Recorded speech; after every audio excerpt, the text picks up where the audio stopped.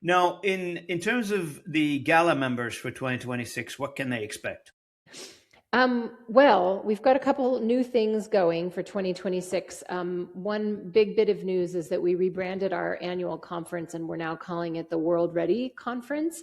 I think for a variety of reasons, calling it the Gala Conference wasn't serving, think about that from an SEO perspective.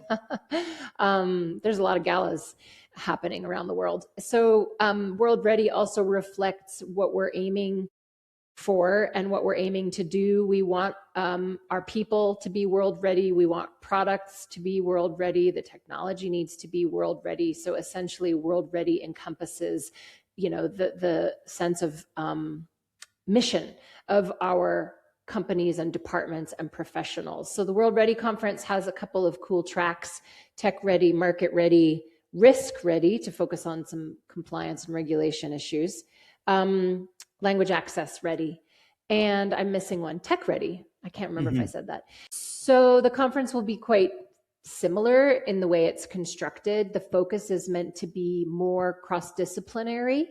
It's meant to be really practical, to focus on what does it mean, practically speaking, right now to be those things.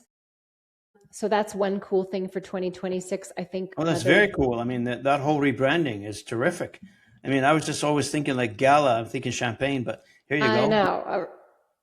Yeah. You and half the internet. I think that the other really big deal is that we are adapting our membership model to try to be more flexible and meet people where they are in this changing ecosystem. So Gala's always been a trade association, which means that membership was open only to companies.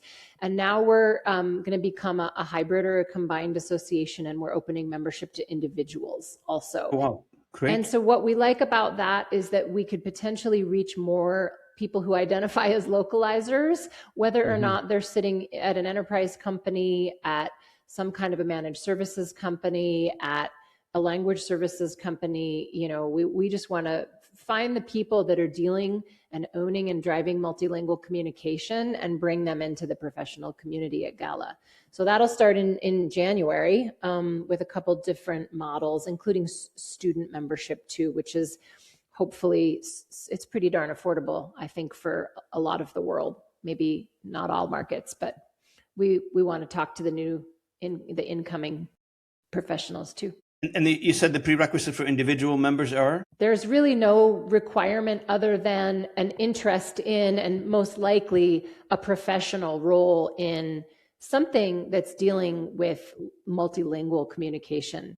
It could be global UX and UI. It could be international product development, who really wants to think about, how do I incorporate language from the get-go, because this is going to be a global product and we want to be smart from the beginning. It could be any of those folks. And what's your personal goals for 2026? I have a lot of goals that are going to be sort of internal for the staff. We're working on the annual plan now, and there's a couple of strategic pillars that will be our guiding lights, our principles and my goals specifically. So we want to grow our reach. We want to reach more people in kind of more adjacent professions, let's say.